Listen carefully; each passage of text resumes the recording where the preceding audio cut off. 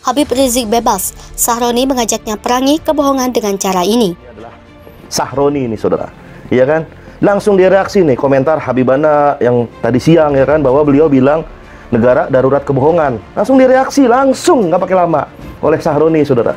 Dia ini menuduh Habibana, Habib Rizik Syihab memecah belah. Naudzubillah min dzalik. Hah, langsung aja Sahroni yang juga bakal calon gubernur DKI saudara.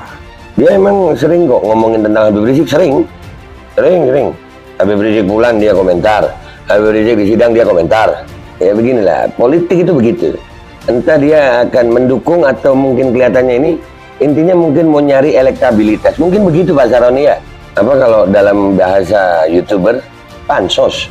Ya wajar lah, kan namanya mungkin dianggap mengomandoi kegiatan event internasional. Tapi kan ini bukan urusan politik, ini urusan masalah branding negara. Oi, Sahroni, ya kan? Jangan berharap ada keadaan yang positif, kehidupan sampean yang positif. Jangan ngarep bila pikiranmu aja nih negatif-negatif. Belum apa-apa udah bilang nuduh orang pecah belah, ya kan? Secara nggak langsung Sahroni ini menuduh HRS sebagai tokoh yang pecah belah, ya kan? Kalau gua ngeliatnya biasa, ya kan, seorang tokoh seperti Habib Rizik yang memang mempunyai pengaruh yang luar biasa ya. Lawan mau mengakui atau tidak, Habib Rizik itu punya pengaruh. Ya. Kadang-kadang memang perlu gitu ya dalam langkah-langkah politik itu, entah bersama-sama, ada yang mau di sisi pura-pura bersama-sama itu ada. Simak nih nasihat dari Imam Syafi'i. Kalau Sahroni nonton nih, ya kan, sebesar-besar aib keburukan adalah kamu mengira keburukan orang lain, sedangkan keburukan itu terdapat di dalam diri kamu sendiri. Wakil Ketua Komisi 3 DPR RI Ahmad Sahroni berharap Habib Rizik Syihab bisa lebih bijaksana setelah mendapat pembebasan bersyarat pada Rabu 20 Juli. Legislator Partai Nasdem itu juga mengharapkan HRS ke depan lebih berhati-hati dalam bertindak.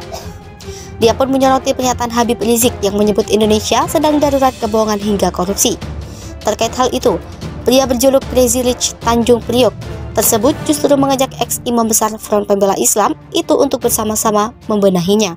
Walakin pimpinan Komisi Bidang Hukum DPR itu berharap perjuangan melawan kebohongan hingga korupsi itu dilakukan dengan cara yang baik. Terpidana perkara pelanggaran karantina kesehatan dan penyebaran kabar bohong, Muhammad Rizik Syihab atau Habib Rizik bebas bersyarat. Rizik ditahan pada 12 Desember 2020. Selanjutnya menjalani masa hukuman di rumah tahanan Bareskrim Polri. Habib Rizik memenuhi syarat administratif dan substantif untuk mendapatkan hak remisi dan integrasi. Hal itu sesuai dengan Peraturan Menteri Hukum dan Hak Asasi Manusia RI Nomor 7 Tahun 2022. Syarat dan tata cara pemberian remisi, asimilasi, cuti mengunjungi keluarga, pembebasan bersyarat, cuti menjelang bebas, dan cuti bersyarat. Mantan Imam Besar Front Pembela Islam Rizik Syihab bebas bersyarat dari rumah tahanan Bareskrim Polri pada hari ini Rabu 20 Juli. Rizik langsung menggelar jumpa pers dan menceritakan soal proses pembebasannya. Rizik menjelaskan tidak mengumumkan hari kebebasannya lantaran khawatir ada pelanggaran di dalam proses perjalanan administrasi bebas bersyaratnya. Meski begitu, Rizik harus wajib lapor serta mengikuti bimbingan Balai Permasyarakatan Jakarta Pusat selama menjalani program pembebasan bersyarat sebelum bebas murni tahun depan. Ada yang menarik dalam keterangan pers yang digelar Rizik di Petamburan. Rizik menyinggung soal negeri darurat kebohongan. Awalnya, Rizik menyatakan akan melanjutkan perjuangan untuk merevolusi akhlak. Rizik kemudian menyinggung kondisi negara yang mengalami kerusakan. Menurutnya, darurat kebohongan sudah membudaya di negara ini. Disorot PDIP, politikus senior PDIP Hendrawan Supratikno menyoroti pernyataan Rizik Syihab soal negeri darurat kebohongan. Menurutnya, pernyataan tersebut hanya pengulangan yang juga pernah diungkap Rizik. Namun, dia menyinggung soal ciri orang munafik. Kendati demikian, Hendrawan menilai pernyataan Rizik agak diterima sebagai pengingat ia sepakat terkait evolusi akhlak yang digaungkan Rizik, kata dia. Hal itu jadi program penting menuju paradigma baru. Pengacara ungkap maksud Rizik soal negeri darurat kebohongan. Pengacara Rizik Syihab Aziz Yanuar menjelaskan pernyataan kliennya soal negeri darurat kebohongan usai bebas bersyarat. Menurutnya, darurat kebohongan yang dimaksud adalah kala ucapan tidak sesuai dengan fakta kebenaran.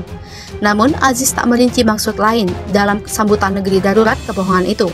Dia hanya menegaskan Rizik juga tidak bermaksud mengarahkan pernyataan itu untuk menyindir pribadi seseorang. Pembebasan bersyarat yang diterima bekas Imam Besar Front Pembela Islam, Habib Rizik Syihab, disambut gembira berbagai pihak. Salah satunya Kiai Muhammad Abbas Billy Yotsi Fuad Hashim dari Pondok Pesantren Buntet Cirebon. Kendati demikian, Abbas mengingatkan Rizik Syihab agar lebih bijak ketika membimbing umat dalam menegakkan amar ma'ruf nahi munkar, sebab menurutnya harus tetap disesuaikan dengan situasi dan kondisi di Indonesia. Ia mengatakan islamisasi budaya yang tidak sesuai dengan Islam dan dakwah agama Islam harus dijalankan tanpa menyinggung perasaan dan hati masyarakat, apalagi yang sama beragama Islam. Abbas berharap semuanya dapat berjalan baik dan selaras dengan nilai-nilai kehidupan serta karakteristik masyarakat Indonesia yang sudah melekat sejak zaman dahulu.